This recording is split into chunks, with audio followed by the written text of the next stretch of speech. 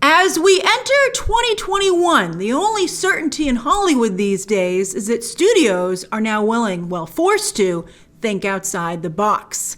Yes, instead of pushing their films yet again, many studios are deciding to debut their movies in theaters and on their spiffy new streaming services.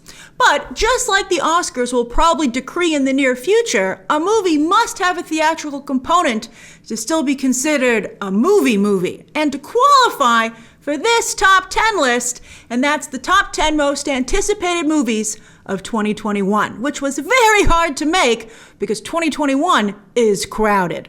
All right, so number 10, Mortal Kombat. That's right, I can't believe I put this on my list, but I did. And that's because I thought the images that debuted late last week were weak, yet it still managed to trend on Twitter on the strength of the Mortal Kombat brand alone. Video game adaptations have struggled in Hollywood, that's no secret, and we're all curious if this will be another Resident Evil. It looked a bit like that with the first images, or, as we're all hoping, it can be something more. It can be a regular franchise, not with that asterisk next to it based on a video game and not as good as that video game or a regular movie. But James Wan is a producer here, and he made Aquaman work, so he's got a good track record. But fan favorite Johnny Cage swapped out for a new protagonist, played by Louis Tan, whose heart and fighting skills might be in the right place, but his acting ability probably isn't. I'm sorry, I saw him on Iron Fist. He wasn't good. Maybe he's taken acting lessons. We'll see. At least Mortal Kombat beats the very similar Shang-Chi to the marketplace, and make no mistake, these two fighting films from rivals, Warner Brothers and Disney, releasing the exact same year, are definitely pitted against each other. Number 9, Cruella. This was a last-minute addition to this list because I didn't want it to be too comic booky. I'm trying to represent all the different major verticals in the blockbuster biz. I mean, let's be honest, the most anticipated films are the blockbusters. That's why we have Oscar coverage season, so that those films can get a little attention too. But yes, number 9 is Cruella. Moviegoers love to hate on Disney live-action adaptations, but they also love to pay to go and see them. Some of them are really good. Come on! Can Emma Stone create a sympathetic retelling of Cruella de Vil in the vein of Angelina Jolie's Maleficent, which for a while was massively popular and revived Jolie's career? It did. It might seem like that seems impossible today, but it was a big deal when it came out. People loved it. Even back then, people loved to hate Maleficent, but it was very successful, and I think a lot of people sparked to Jolie in the role. She did interesting things with it, and I think Stone will here too. Glenn Close also took a similar journey with the exact same character, although she didn't exactly make her Cruella sympathetic. We'll see how sympathetic Stone's is. Now, Stone's career isn't in need of being revived. She's doing great, although she's on a bit of a nostalgia kick lately herself, reprising earlier roles from her career and even likely to show up in the upcoming Spider-Man 3, also this year. But Stone hasn't been the solo lead in a successful film since her breakout movie, Easy A. So a success here would cement her as an A-list talent in Hollywood who can bring in audiences all by herself, which is very important. And it's a status that few actresses achieve. And it's an important benchmark. And so this would be a big deal for Stone. And she does have an amazing cast to back her up, though. She's not out here all by her lonesome. She's the lead, but she has an amazing supporting cast and a very interesting choice of director with I, Tonya's Craig Gillespie, although he has worked for Disney before and done quite a good job. Can Cruella be made over in feminist fashion and not suffer online backlash? It's a tall order, but I think they went with the right actress, Emma Stone. All right, number 8, Dune. I don't know, Denis Villeneuve. Denis Villeneuve is acting like this is already a big hit, and its first trailer was. But take it from Patty Jenkins, don't count your chickens at the box office before they've hatched. Or even the court of public opinion. I think that's a very important thing to remember. Now, speaking of directors, Villeneuve has proven to be an amazing cinematic auteur, but one with poor commercial instincts. I'm sorry, but it's true. And some of you might be like, why does that matter, Grace? Well, when someone gives you hundreds of millions of dollars to make a movie, they expect to see a return on their investment. Is he the perfect director to lean into Dune's cerebral qualities, or the worst because he'll lean in too far? Do you want someone maybe who would provide better balance? Timothée Chalamet also finally gets his chance to step up to see if he can be a blockbuster heartthrob like his contemporary Tom Holland. The scope of this new Dune is definitely impressive already, that's a given.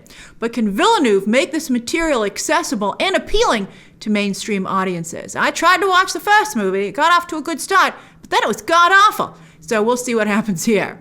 It's the same story. It's the same story. And last time with Blade Runner, Villeneuve couldn't accomplish this, despite amazing visuals. I mean, I enjoyed that film in parts, but I saw it twice, in fact, and I saw it once with critics, a press screening, and then again with regular audiences, and it really dragged with the regular audiences. It just, again, poor commercial instincts. Now, number 7 is F9, our first Fast and Furious movie without Dwayne Johnson. How is it gonna go? This is very interesting. It's like, Ryan Murphy can do a feud on this, Dwayne Johnson and Vin Diesel. I would love to see that feud. But anyway, Vin Diesel has rallied. Now it's his turn. Dwayne Johnson already got a chance with Hobbs and Shaw, which did well, but not at the level of the previous Fast and Furious movies. So Vin Diesel has an opening here. And he has not only brought in another wrestler to take Dwayne Johnson's place, John Cena, who doesn't want to get in the middle of this? He's friends with both of them. And also, Vin Diesel is bringing back Charlize Theron and Han. Perhaps all three of those could equate one Dwayne Johnson. And I think that would make Dwayne Johnson very happy. And maybe someday they can make up. Plus, as this franchise hurtles towards space, with cast members seeming to say that the joke about the franchise would soon become a reality in one of the upcoming installments, I believe it's going through 11 installments before they wrap it up, although in Hollywood, nothing's ever truly done. But also, fans are eager to see just how crazy and unbelievable the stunts in this new movie will get. You saw the trailer. They had cars swinging from ropes. It was hilarious, but fun. Also, don't underestimate the two emotional undercurrents of this of the Fast and Furious franchise, which have made it so successful. Family, we like to joke about it, but I think it hits you where it counts. And then also the relationship between Dom and Letty, which I think we're all fans of, and those are both centered around Vin Diesel, and that this movie will have those aspects going for it. I mean, they tried to bring in the family element in Hobbs and Shaw, but it was really like Dwayne Johnson's family, and that's pretty on model for him, but it didn't quite have the same feel as and they actually had, Shaw's family too, right? But it's just not, it didn't feel the same. So I think that we'll see how F9 does. Number 6, Halloween Kills, the second part of a new trilogy. And horror fans are eager to see the classic franchise break some new ground, at least I am, after the 2018 entry I felt a bit of a retread. But I am impressed with David Gordon Green and Danny McBride's hyper-focus on the female leads in horror films. A staple to the formula, iconic.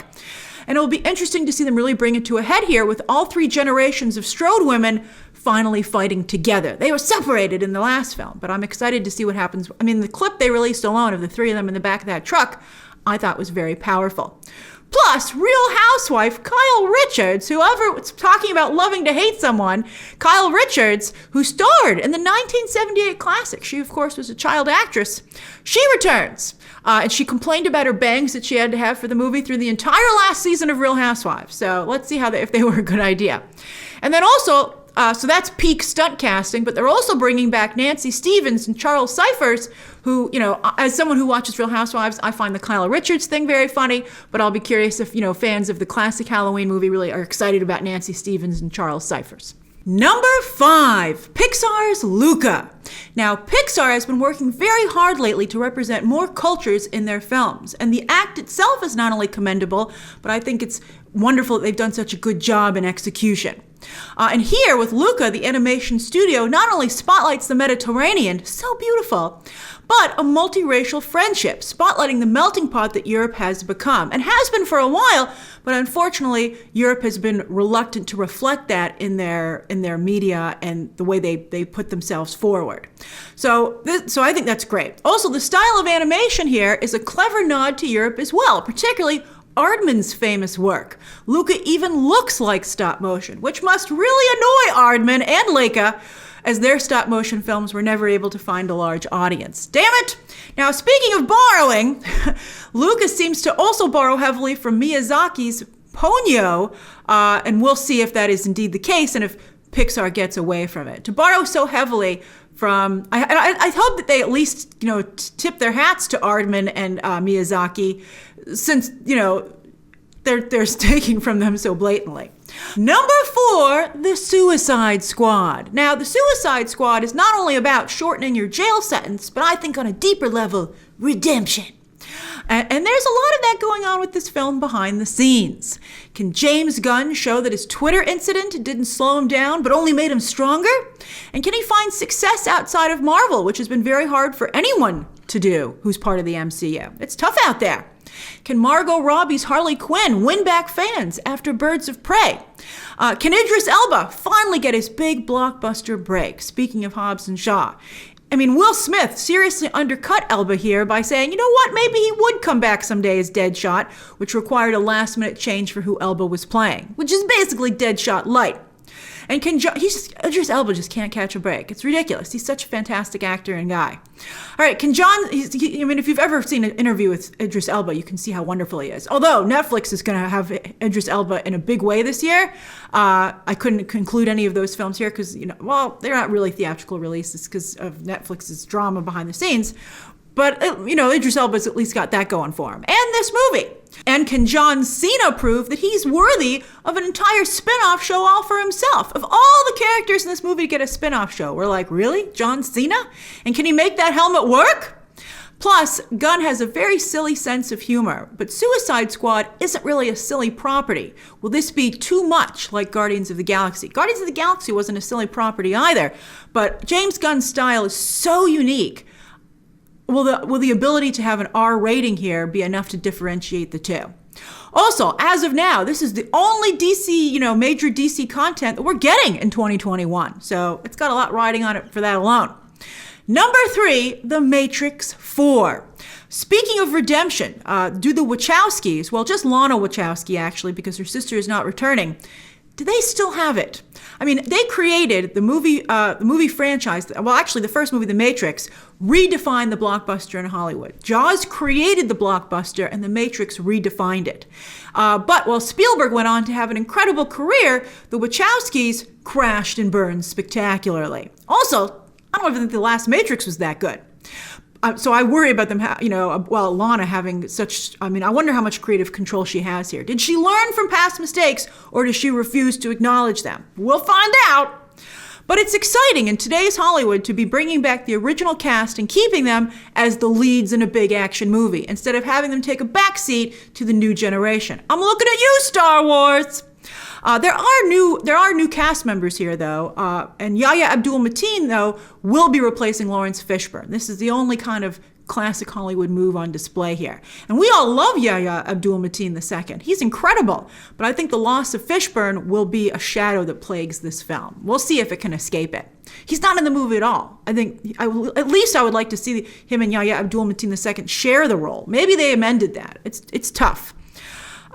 It's just like not having Kelly McGinnis in the new Top Gun. I think that movie's just not going to be able to escape that. I think it's a bad look. Also, no Hugo Weaving either. What the heck? But with Neil Patrick Harris and Jonathan Groff in the film in undisclosed roles, but they kind of have an Agent Smith kind of look, and I think that Lana Wachowski could have dreamed up an excellent replacement with either one of those two, or maybe both of them. That would be great. Number 2, Black Widow. Now, this movie isn't about redemption, it's about saving. As in, can Black Widow save the theatrical release? Disney and Marvel are insisting they will not cave and have a streaming component for Black Widow. It will be released exclusively in theaters May 7th, the first major film to do that, and it would kick off what is the usual summer movie season. We would love to see it, but we don't know if we will see it. I think they're going to cave and probably put it as a premiere access film on Disney+. We'll see what the coronavirus situation is closer to the date. Also, can Black Widow, and this is perhaps just as important, I think it's as important, can Black Widow save the female-starring, female-directed blockbuster, which has fared very poorly, in what was supposed to be a banner year? This is also Marvel's first film back after the pandemic forced Kevin Feige to hit pause, and kicks off a phase 4 that takes a lot of risks. Marvel always gets a pass. Well, that will be put to the test here, and WandaVision is already off to a bit of a rocky start. Although, let's see how people feel once WandaVision ends. It's going to turn into classic MCU content, I believe. Although I thought I was concerned about the risks in WandaVision being similar to the risks taken in Wonder Woman, and Wonder Woman did not survive them. Although that film had a lot of problems, structurally, that I don't believe that WandaVision has. All right, so anyway, number 1, Spider-Man 3. I mean, things can't be too bad for Marvel. They have the top 2 anticipated movies of the year, in my opinion. Here, Kevin Feige will be the first to test the new nostalgia formula for movies, beating DC to the punch, where a movie brings back actors from past versions of a franchise. Will audiences go crazy? They're going crazy for the idea of it, but what about when they actually see it? Are expectations too high? And is there enough room in these movies for such big casts? A concern that people already have. And can everyone play nice? I mean, you're bringing in actors who used to do things the old way in Hollywood when it was less team-driven. On that note, already Tobey Maguire has made things difficult, holding out for more money and better lines, causing his role in Spider-Man 3 to go from full-on supporting throughout the entire film to maybe just a tease in the third act, as the window closes for him to even be included, as the film is shooting right now. It's a big, expensive gamble. It's an exciting gamble. It's an exciting gamble too, but it could not work out. It'll be very interesting. I particularly think it's interesting bringing old Hollywood and new Hollywood together. I mean, most of the talent in Marvel films today became famous because they were in Marvel films. But now you're going to have, I think, more egos, Hollywood egos, coming into play, which is already, as you can see, creating some interesting situations. So that's my list of the top 10 most anticipated movies of 2021. I'm excited to see your lists down below. Share your thoughts, subscribe today, and of course, as always, you can check out some more videos right now.